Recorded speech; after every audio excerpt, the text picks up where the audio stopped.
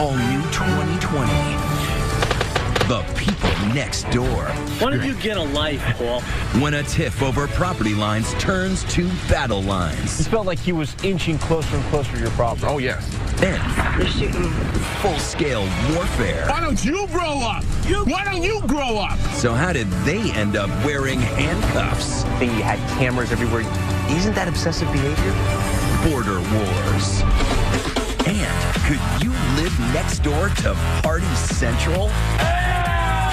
Ever been under siege? That's what it's like. A Vietnam vet versus the Berkeley frat boys next door. They're on my roof. They're trying to break in the back door. I'm just being overwhelmed. So why did you decide to move into this house knowing you'd be surrounded by fraternities? Sigma Alpha, why? And when a friendship goes down. Oh my gosh. They put it on Facebook that we were to blame for them all getting sick. A fence goes up. That's more like the Berlin Wall. They started painting pictures of pigs on the walls. But that's just for starters. What is this? Find out when you meet the people next door. When it comes to the neighbor from hell, we won the Powerball lottery. Here now, David Muir and Elizabeth Vargas. Good evening and Happy New Year. David is away tonight. And we look at neighbors tonight who definitely are not making resolutions to be nice to each other. Starting with these people next door who have serious boundary issues in every possible way. Here's Tom Llamas. On patrol with the 2020 Nasty Neighbor Watch, dispatched to the front lines of Why Can't We All Just Get Along by neighbor expert and ABC News consultant Bob Borzada. Of all the kinds of neighbor disputes, there's nothing like a good border war to get people's blood boiling. Tonight, two tales of terrifying territoriality, straight from Borzada's inbox. First, from Poughkeepsie, New York, along the historic Hudson River, a call for help. The Ennis family says they have, quote, the mother of all neighbor disputes. We've had quite a bit of trouble with the neighbors. And so this is the entryway now into all your misery? Yes, please follow me into my secret garden. There's no garden, and it's not a secret. Liz Ennis is in a blowtorch hot bickering battle with her backdoor neighbors, Steve and Loretta Jaeger. This is my property. If nothing else, the 65 security videos Ennis put up on YouTube reveal clashing lifestyles and landscaping. The Jaegers are Martha Stewart-style neatniks, while the Ennis' backyard, judge for yourself. He's got a perfectly landscaped lawn that he loves, and maybe he thinks your backyard is a mess. Part of our problem is that we've been spending money on his lawsuits and whatever. You don't have any money left to clean up the backyard. Oh, no. Given the personality differences, a border skirmish was bound to erupt. The first salvo comes when the Ennises accuse Steve Jaeger of aggressive lawn mowing, kicking up clouds of dust, and sometimes just kicking.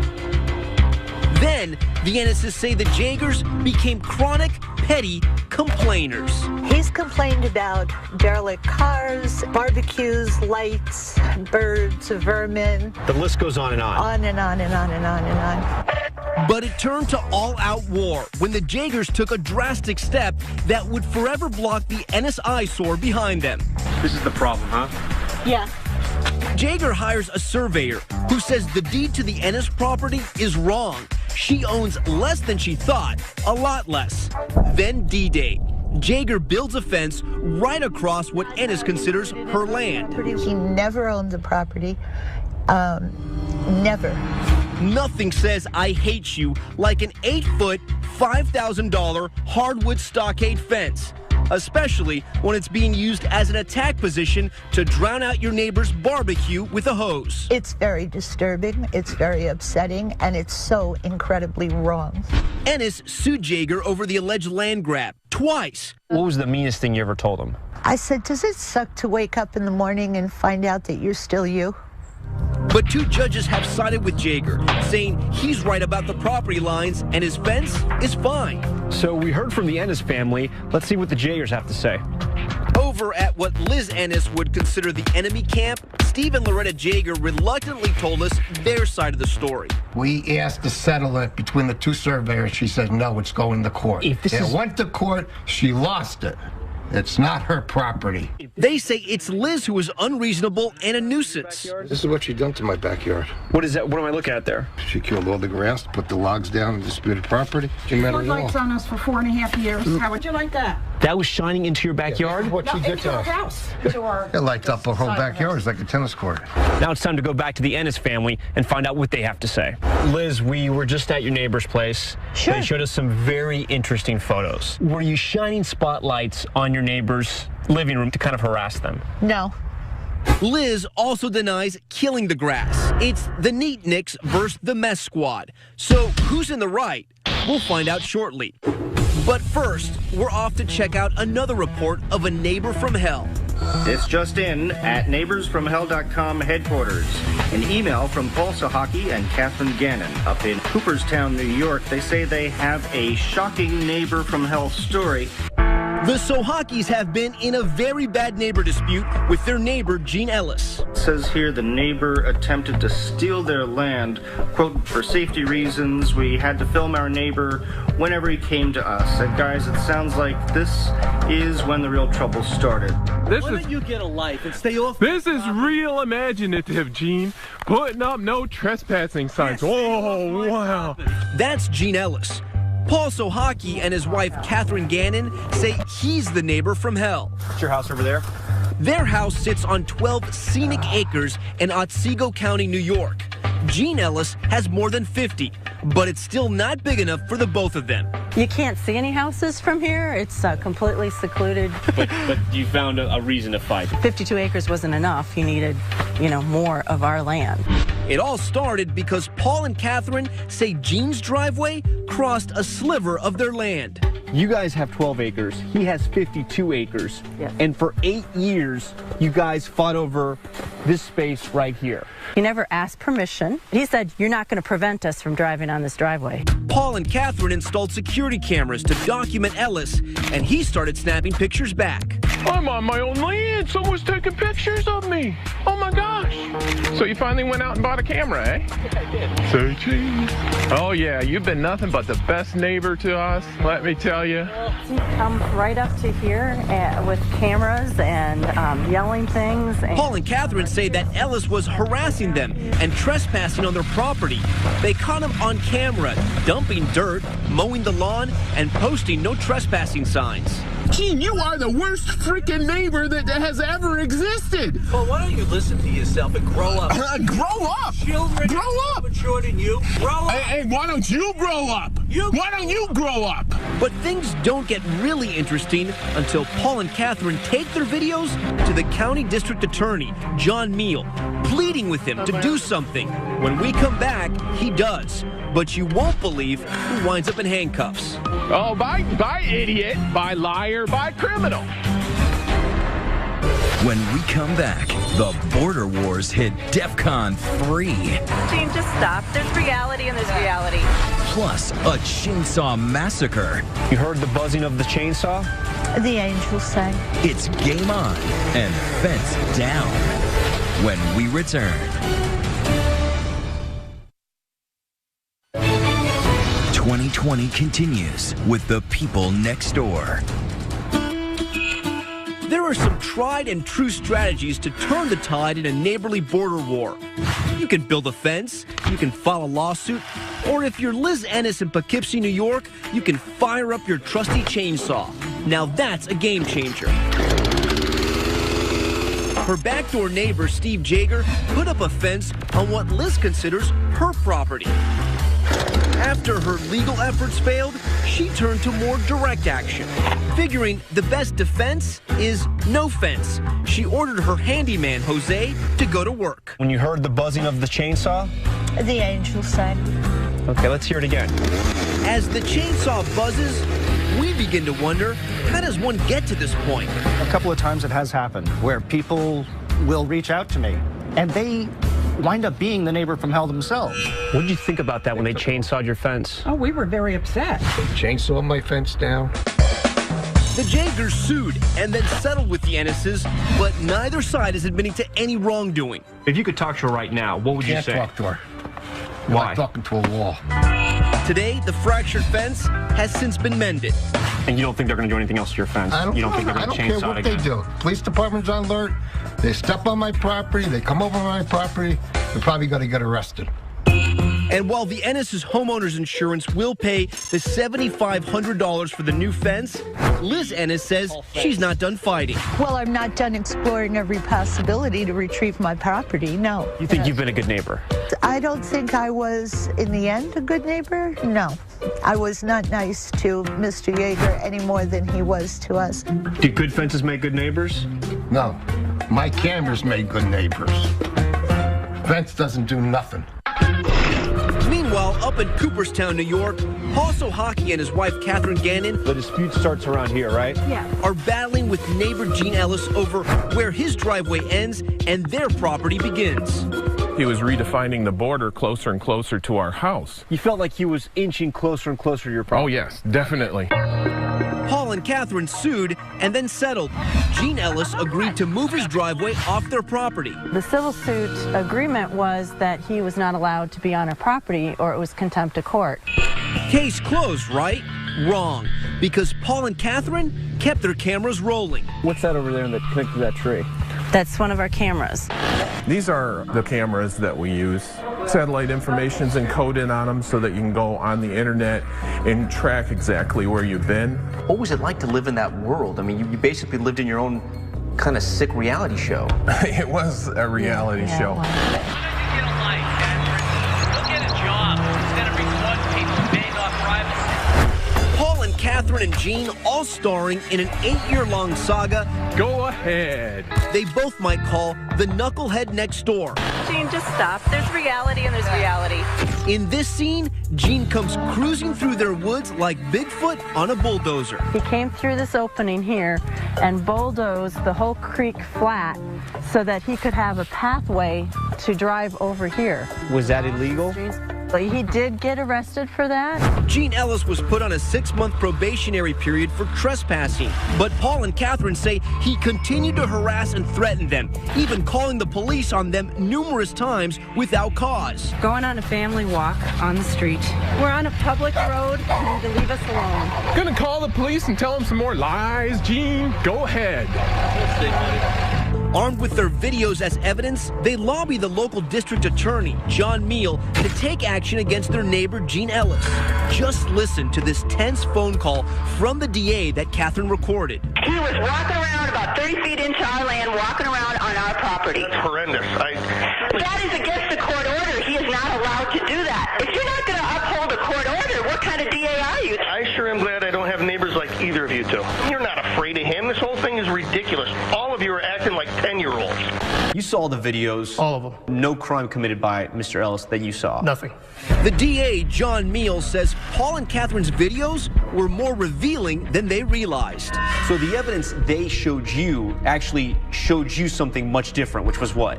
It showed them actually committing a crime against him with all of these videos. It was the best evidence against themselves. The DA finally did take action, but not the action Paul and Catherine expected. They were arrested, both of them. They were eventually arrested when we actually had some independent evidence of a witness who was able to confirm that the Sohakis were following Mr. Ellis around. Okay, he went the other direction. And taking pictures of him. State police arrested Paul and Catherine. They were handcuffed, fingerprinted, and charged with stalking Gene Ellis. All of the evidence, every shred of evidence that they gave me was against themselves. Paul and Catherine never spent any time in jail, and the case was dismissed by a judge. Proof, they say, that the DA misread their video evidence, that the charges were trumped up, the case built exclusively on statements from Ellis's friends and relatives. The DA was out to get me. The police were out to get me. They claimed there was a conspiracy against them by you, the police, and the Ellis family and friends. What do you say to that? I know they do, and it's just completely incorrect. And if they truly believe that, I feel sorry that they do. You think it became obsessive on their part? I believe they are obsessed with Gene Ellis. Gene Ellis declined to talk to 2020 on camera. Perhaps he thinks that, once again, his antagonistic neighbors will make his case for him. When you look back on your behavior, you had cameras everywhere, you were documenting every single second of your life. Isn't that obsessive behavior? And not in the context. It actually is very rational behavior. If you were in the situation that we were in, it was the logical, smart thing to do to protect our family. After all that, Gene Ellis blinked first. He moved. So Paul and Catherine get to say, we win. Except now they're moving too, relocating for Paul's work. Can these neighbor disputes actually get resolved ever?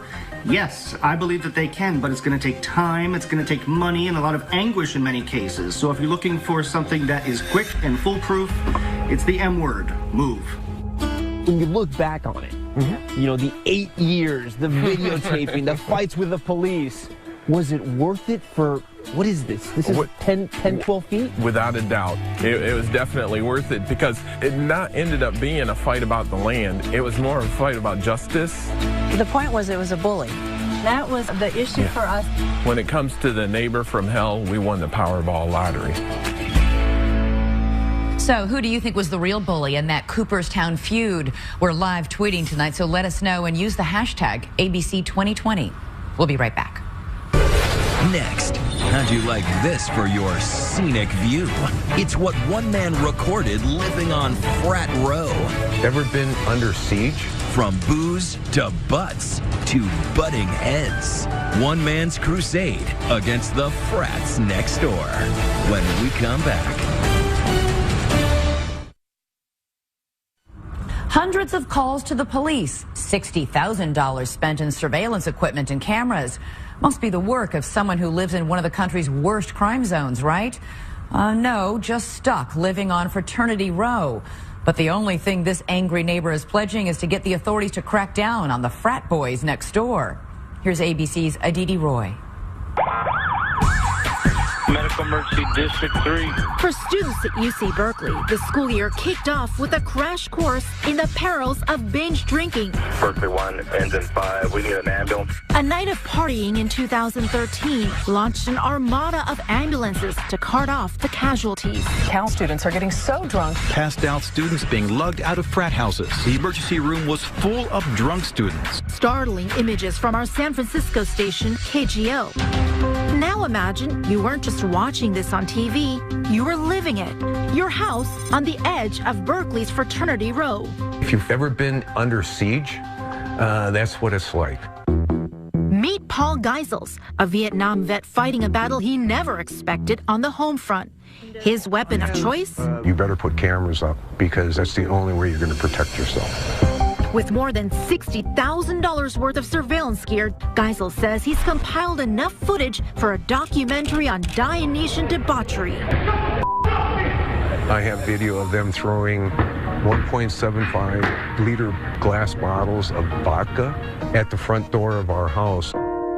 He showed us some of the lowlights from his archives. Okay, here you can see a young lady running from the Zeta parking lot, and she just dropped her keys. So as she bends to get her keys, she just pulled a full moon. From half-naked women to public urination, lots of it. These are probably not scenes you'd like to witness on your street. Oh, there they go. There you can see the two guys naked, running up the street. Now, this is the gentleman right here who's going to go over and drop his pants. There he goes. There he goes. And now he sticks his hands in his pants. But how did it come to this? Geisels used to help launch Navy planes from aircraft carriers, then braved a dozen Chicago winters as a firefighter EMT. In 1988, he and his wife, looking for some peace and quiet, moved to her treasured family homestead, this 1927 Dutch colonial back in Berkeley. My wife always wanted to move back to this house, and this was her grandmother's house. But Paul was gambling from the start. Their street, just 1 block from the University of California campus, was nestled among 24 frats. Their house right between 2 of them. So why did you decide to move into this house knowing you'd be surrounded by fraternities? Well, when we first moved here, things were actually pretty good. We were invited to the fraternities for their Monday night lobster and steak dinners. That was then. This is now. Why the change? Parties. His garbage cans knocked over. Kids throwing things. And throwing up. And he says that's when things got personal. You've had furniture thrown from up there. Yep. You know, with the legs of chairs and stuff through the roof. I've had 3 burglaries in the last 3 months. He told police some of his Greek neighbors broke into his home. They're on my roof. They're trying to break in the back door. I'm just being overwhelmed. He says he's even taped them threatening his life.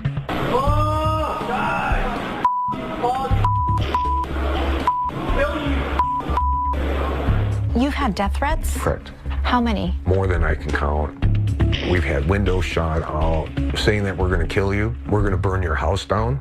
And he's not the only one who complained. We have 122 pages. His lawyer, Yolanda Wong, showed us this long list of police calls about Berkeley's frats. She says an average of 400 a year. Looking at the sheer number of times that they're called out and they respond, it doesn't seem like a light touch. The light touch is there's no arrests. They go and they say, oh, boys, behave, but no one is taken to jail.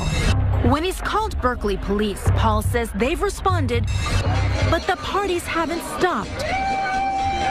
We're not getting really any help from the university or from the authorities. You cannot have authorities saying, yeah, they're breaking the law, but, you know, it's going to keep happening. Why don't you take a hike? 2020 reached out to the Berkeley police, who tell us they take all crimes seriously and address concerns about noise complaints, loud parties, and alcohol issues. And the university tells 2020 it works with its frats on safety issues and strips frats of their university affiliation if they break the rules. But Paul says that's not enough. Police are investigating the death of a young man at a UC Berkeley fraternity. He points to the recent death of a visiting student, Vaibev Lumba, at a party inside nearby Zeta Psi. The cause? Released just 2 days ago, alcohol poisoning. The frat was stripped of its university recognition in 2010, but it continues to remain active.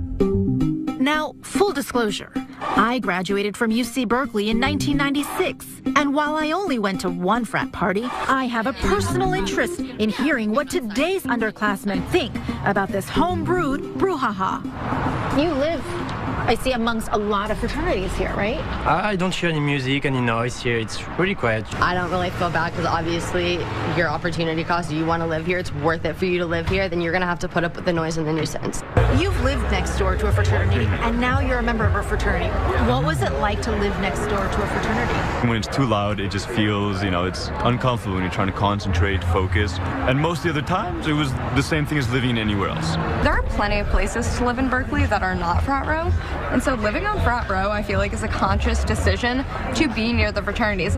Finally, Paul made the conscious decision to move out, but he still hasn't surrendered. He's kept his cameras rolling and filed a lawsuit against almost anyone connected to his neighbor dispute, including 34 of Berkeley's fraternities. Our goal is to win in court, to have some change, to have some civility in this neighborhood. It's been an uphill battle. His original lawsuit was dismissed, but it's now going forward under a city ordinance, which an attorney for several of the defendants says they will continue to defend vigorously. But this vet says he'll keep fighting and taping, hoping he and his wife can someday come home.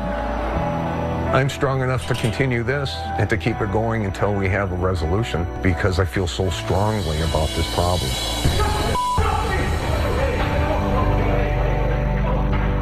So should he sell the house? Who would even buy that house? Would you? Or should the police take a tougher line with those fraternities? Let us know your thoughts. Use the hashtag ABC2020. We'll be right back. Next, a 12-foot tall fence was bad enough, but covering it with pig pictures? What did you think when you saw those pictures? Well, that they were calling us pigs. When we return.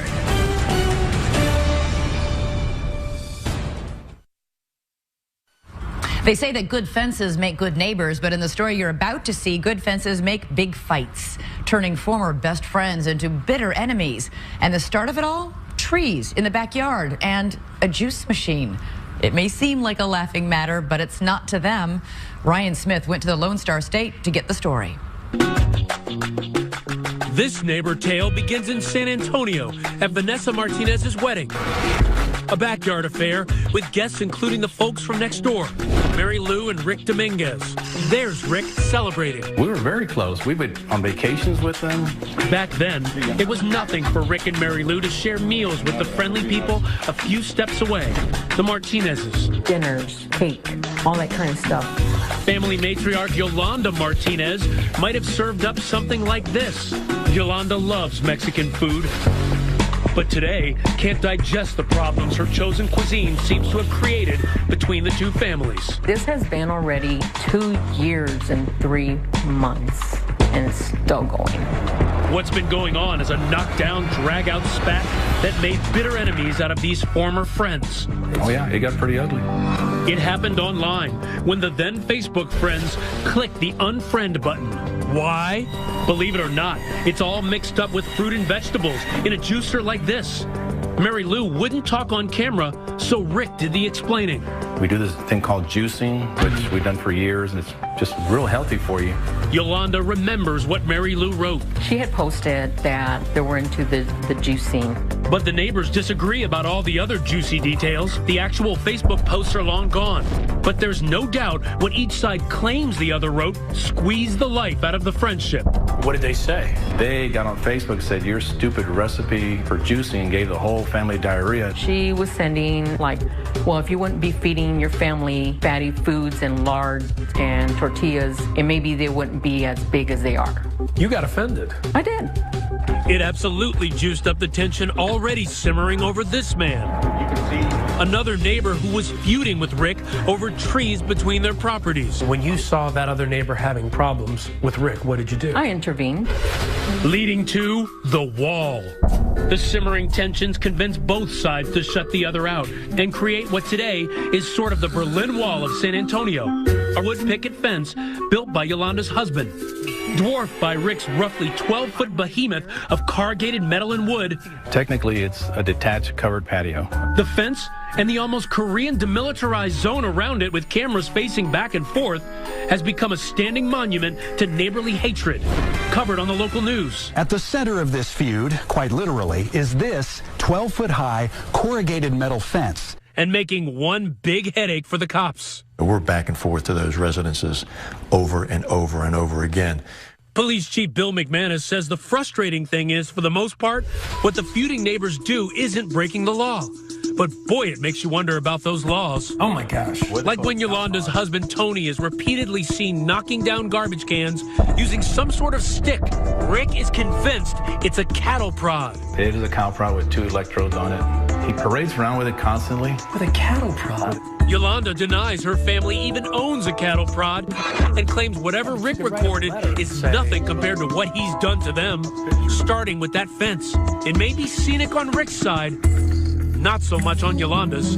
They started painting pictures of pigs on the walls. What did you think when you saw those pictures? Well, that they were calling us pigs. First was the painted pig, then a painted donut, followed by a stuffed pig hung off a pole. And then... What is this? That's him. We can't show it, but on this banner, Yolanda says that's a stuffed pig in a simulated sex act, along with an obscene message. What's he doing? He's trying to taunt you? I don't know. Rick says what he was doing was responding to a camera Yolanda's family placed 13 feet high, violating his privacy.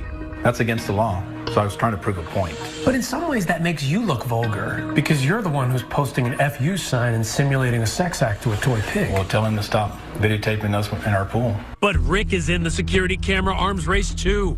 In fact, he runs a surveillance business out of his home. And as the volley of accusations escalated, Yolanda's daughter Vanessa, that beaming bride from happier times, claimed she was being violated. We are being watched 24/7. He's enjoying making our lives miserable.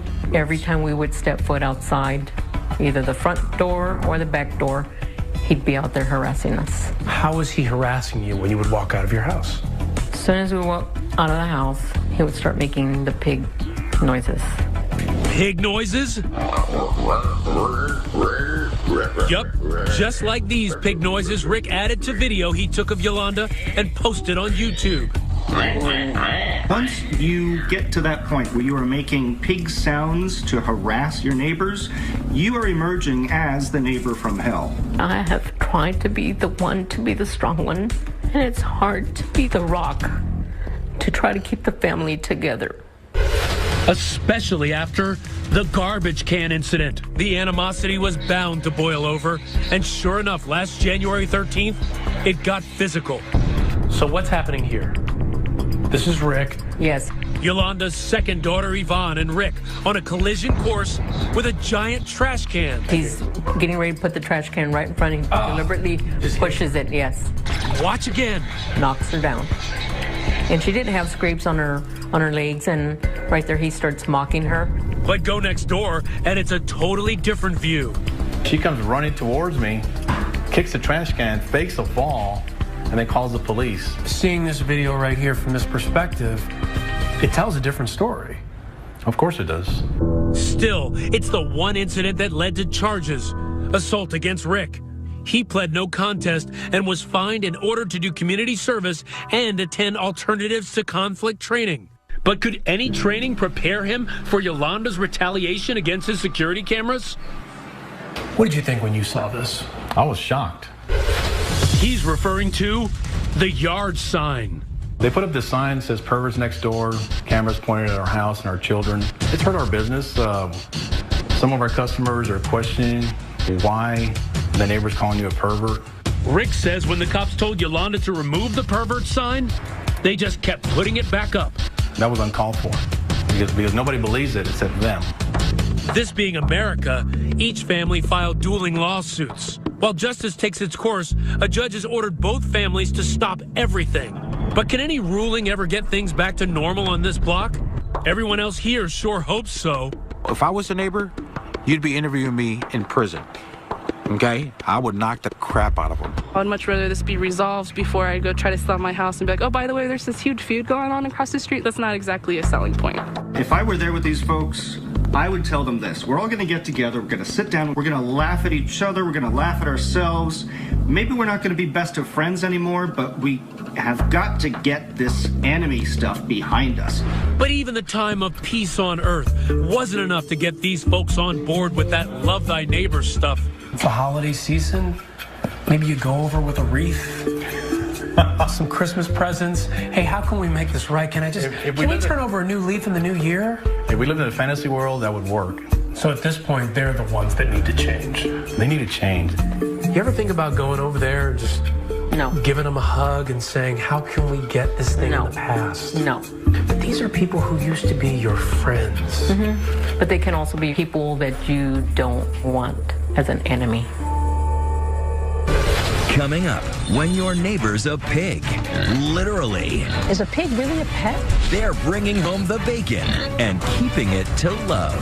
The pet is a part of my family. But one person's hog heaven is another person's pigsty. So who will win? Next.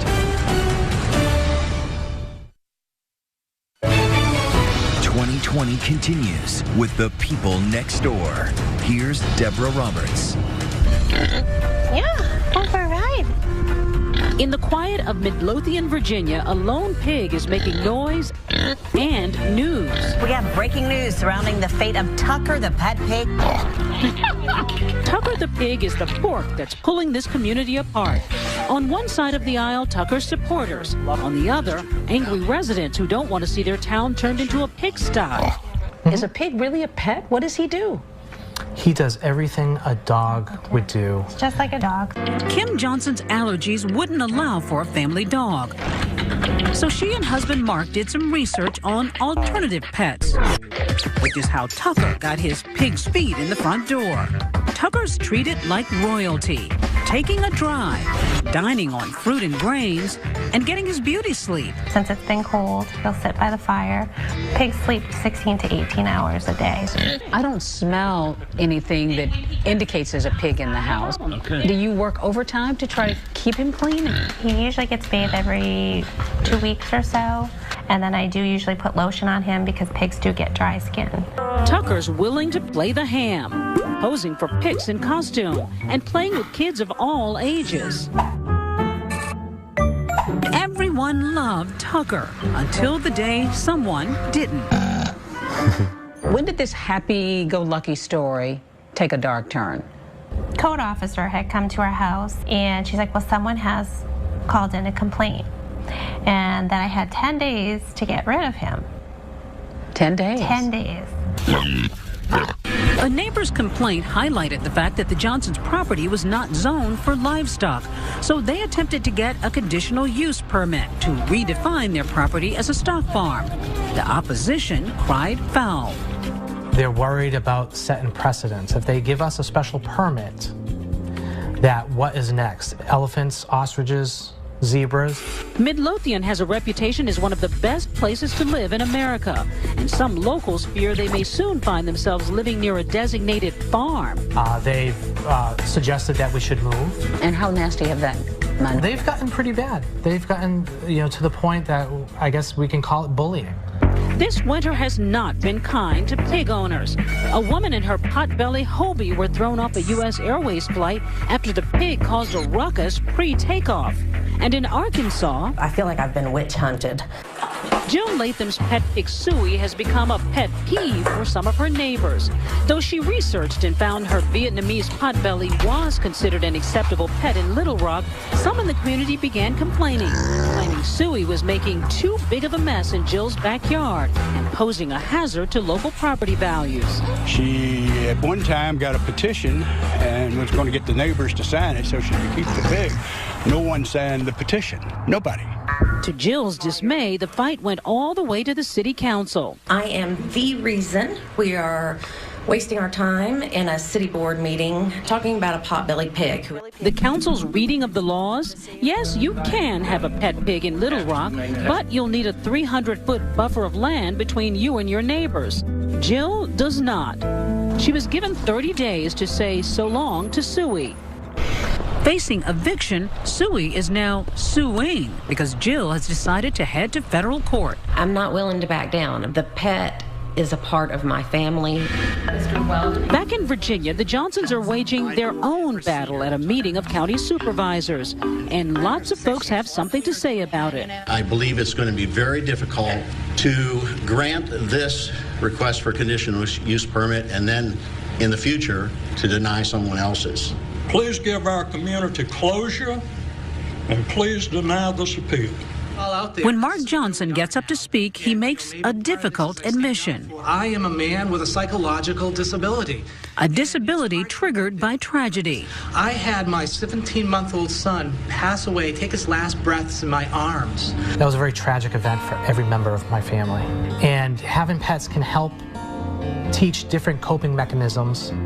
Mark says the entire family has been comforted by Tucker, though he's the one who needs him most. So how does Tucker help you emotionally? He relaxes me. He knows when I'm stressed. He'll come over me. He consoles me. Sympathy from a swine? It's not as strange as it may sound. In fact, back in Arkansas, Jill Latham swears her beloved Suey has helped her in struggles with depression.